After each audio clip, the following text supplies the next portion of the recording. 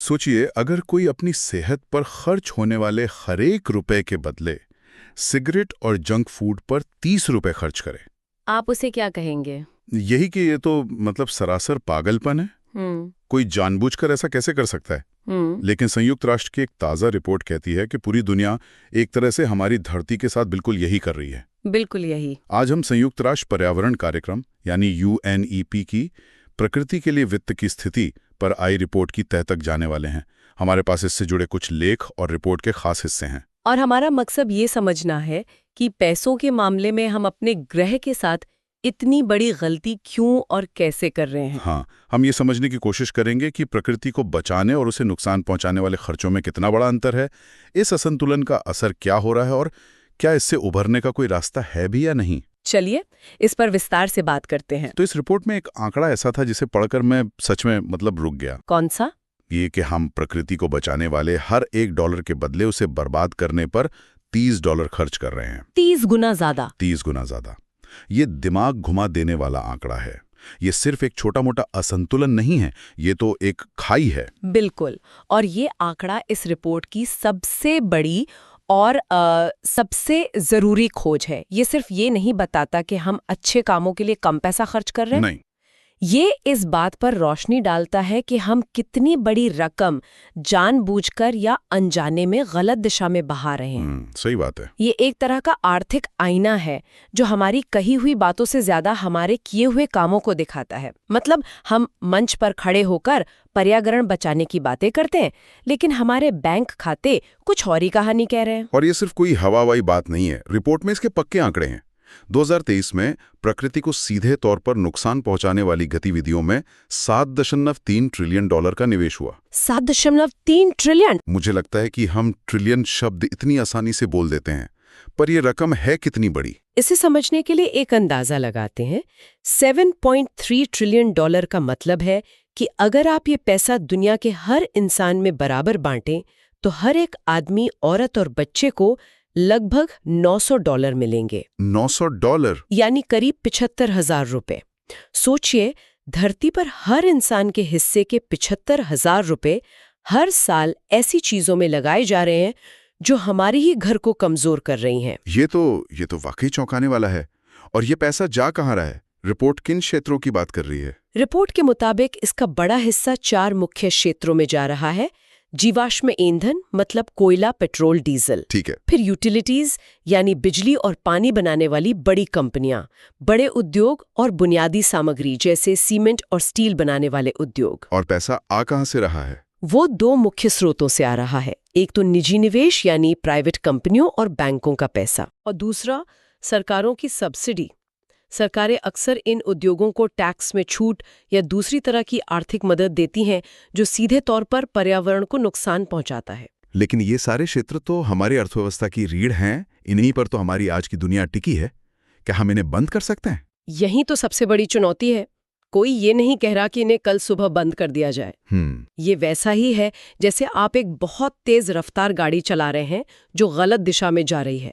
आप अचानक ब्रेक नहीं मार सकते, वरना हादसा हो जाएगा। सही बात है। आपको धीरे धीरे रफ्तार कम करनी होगी, स्टीयरिंग व्हील को घुमाना होगा और फिर सही दिशा में रफ्तार बढ़ानी होगी। चुनौती इन्हें बंद करने की नहीं, बल्कि इन्हें बदलने की है। ट्रांसफॉर्म करने की। हाँ, इनके काम करने के तरीके को बदलने की, ताकि ये प्रकृति के दुश्मन नहीं बल्कि दोस्त बन सके। ठीक है, तो ये तो हुई तबाही वाली तस्वीर जहां $7.3 ट्रिलियन गलत जगह जा रहे हैं। लेकिन हम इस आग को बुझाने के लिए कितना पानी डाल रहे हैं? समाधान पर कितना खर्च हो रहा है? यहाँ आकर कहानी और भी दिलचस्प हो जाती है।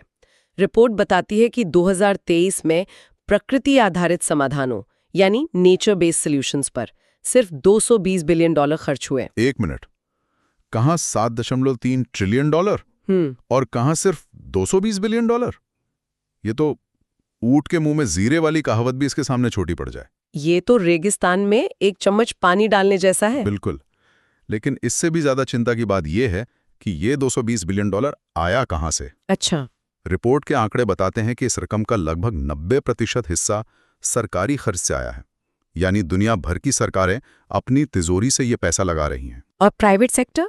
निजी निवेश इसमें 10% से भी कम है। 90% सरकारी पैसा इसका मतलब तो ये हुआ कि निजी कंपनियां जो मुनाफे के लिए जानी जाती हैं, वे इस प्रकृति बचाने के काम को एक फायदेमंद बिजनेस मान ही नहीं रही हैं। क्या ये सही समझ है? ये एक बहुत ही जरूरी सवाल है और रिपोर्ट इसी की ओर इशारा करती है। इसके कई कारण हो सकते हैं। जैसे? एक, शायद उन्हें लगता है कि जंगल लगाने या नदियों को साफ करने जैसे प्रोजेक्ट्स में उस तरह का सीधा और तेज मुनाफा नहीं है जैसा एक फैक्ट्री लगाने में है। रिटर्न जल्दी नहीं दिखता। बिल्कुल। दूसरा, उन्हें नीतियों को लेकर अनिश्चितता महसूस होती है। उन्हें डर लगता है कि कहीं सरकार ने आज एक पॉलिसी बनाई और 5 साल बाद बदल दी तो उनका निवेश डूब जाएगा। और तीसरा, अभी तक हमारे पास ऐसे मजबूत मॉडल नहीं है जो प्रकृति को बचाने के आर्थिक फायदों को साफ साफ दिखा सकें। और भविष्य की जरूरतें तो इस खाई को और भी डरावना बना देती हैं। रिपोर्ट कहती है कि अगर हमें 2030 तक अपने लक्ष्यों को पूरा करना है तो हमें इस निवेश को 2.5 गुना बढ़ाकर $571 बिलियन प्रति वर्ष करना होगा। आज के 220 बिलियन से सीधे 571 बिलियन पर। हाँ, और वो भी तब जब प्राइवेट पैसा आ ही नहीं रहा। ये कैसे होगा? यही इस दशक की सबसे बड़ी आर्थिक चुनौती है। ये साफ है कि सिर्फ सरकारी पैसे से लक्ष्य हासिल नहीं हो सकता। हमें किसी भी तरह निजी पूंजी को इस ओर खींचना ही होगा। तो इस सब का मतलब क्या है? पैसों के इस उल्टे बहाव का नतीजा क्या हो रहा है? यूएनईपी ने साफ चेतावनी दी है कि ये असंतुलन 3 बड़े संकटों को एक साथ हवा दे रहा है: जलवायु परिवर्तन, जैव विविधता का खत्म होना और प्रदूषण। इसे रिपोर्ट में ट्रिपल प्लैनेटरी क्राइसिस कहा गया है। हाँ, तिहरा ग्रहीय संकट। आसान शब्दों में कहें तो हम जिस डाल पर बैठे हैं उसी को काटने के लिए पैसे खर्च कर रहे हैं। और वो भी बहुत ज्यादा पैसे। हाँ, ये आर्थिक रूप से भी बेतुका है और हमारे अस्तित्व के लिए भी खतरनाक। तो क्या रिपोर्ट सिर्फ समस्या बताकर हमें निराश छोड़ देती है या कोई रास्ता भी सुझाती है? नहीं, और यही इस रिपोर्ट की खूबसूरती है। ये सिर्फ खतरे की घंटी नहीं बजाती बल्कि एक उम्मीद भी जगाती है। अच्छा। रिपोर्ट का सबसे शक्तिशाली संदेश ये है कि हमें नए पैसे की जरूरत नहीं है। समाधान उसी $7.3 ट्रिलियन में छिपा है जो अभी गलत जगह जा रहा है। मतलब उसी पैसे को? हाँ, अगर हम इस विशाल रकम के सिर्फ एक छोटे से हिस्से का मुंह मोड़कर प्रकृति सकारात्मक कामों की तरफ कर दें तो हम न सिर्फ पैसों की कमी को पूरा कर सकते हैं बल्कि $1 ट्रिलियन की प्रकृति संक्रमण अर्थव्यवस्था बना सकते हैं। वाह! ये सोच पूरी बहस को लागत से अवसर की ओर ले जाती है। ये तो सोचने का एक बिल्कुल नया तरीका है। मतलब जो आज समस्या है वही कल का समाधान बन सकती है। लेकिन ये होगा कैसे? किसी बड़ी रकम का मुंह मोड़ना कहना आसान है, करना उतना ही मुश्किल। क्या रिपोर्ट ने इसका कोई खाका दिया है? हाँ, इसके लिए रिपोर्ट ने एक फ्रेमवर्क दिया है जिसे नेचर ट्रांजिशन एक्स कर्व कहा गया है। Nature transition x curve? हाँ, ये नाम थोड़ा मुश्किल लग सकता है पर इसका कॉन्सेप्ट बहुत सरल और शक्तिशाली है। अच्छा, ये सुनने में दिलचस्प है।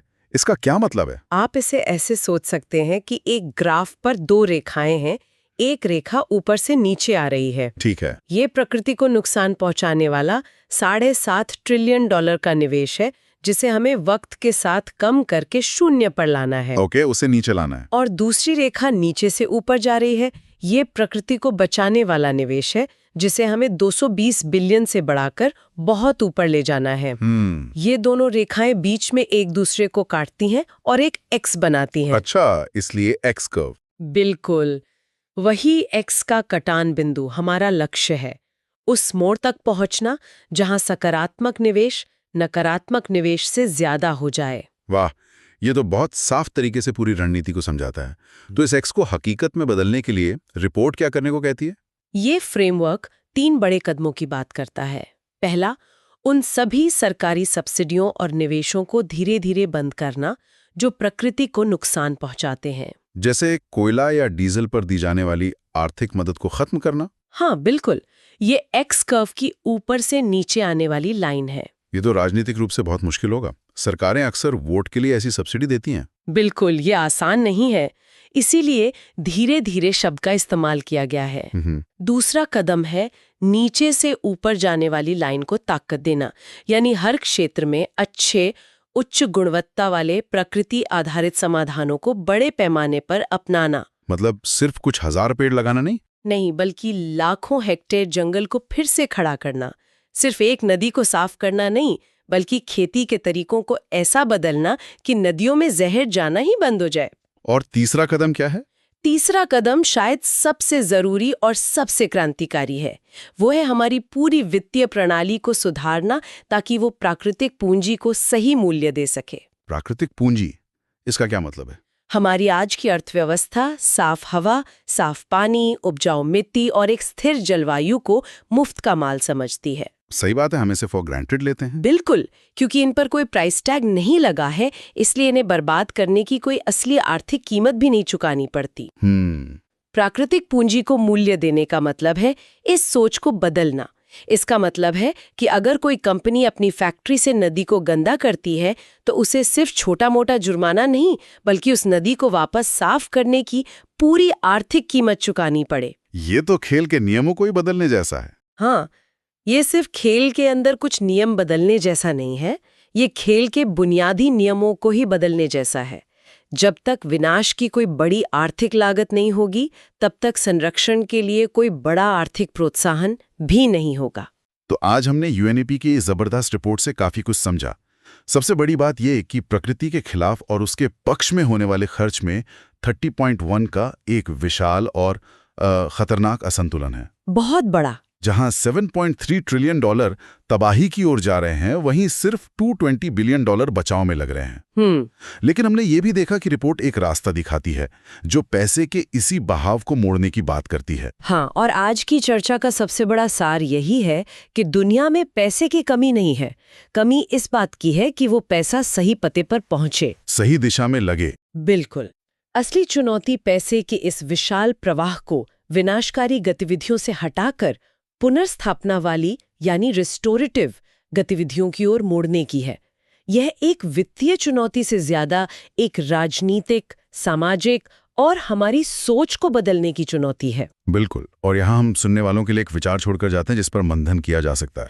रिपोर्ट बड़े पैमाने पर वित्तीय प्रणालियों में सुधार की बात करती है, जो ज्यादातर सरकारों और बड़ी कंपनियों के स्तर पर होती है। लेकिन जरा सोचिए कि अगर ये जवाबदेही हमारे व्यक्तिगत वित्तीय फैसलों तक आ जाए तो क्या होगा। अच्छा, सोचिए, अगर कल से आपके बैंक की हर महीने की स्टेटमेंट के साथ एक प्रकृति प्रभाव स्कोर भी आने लगे। मतलब मेरे पैसों का क्या असर हो रहा है? हाँ, अगर आपको ये पता चले कि आपके बचत खाते में पड़ा पैसा या आपके पेंशन का पैसा जिन कंपनियों में लगा है वे प्रकृति को कितना नुकसान या फायदा पहुंचा रही हैं, क्या इससे हमारे निवेश करने या बैंक कर चुनने के तरीके में कोई बदलाव आएगा?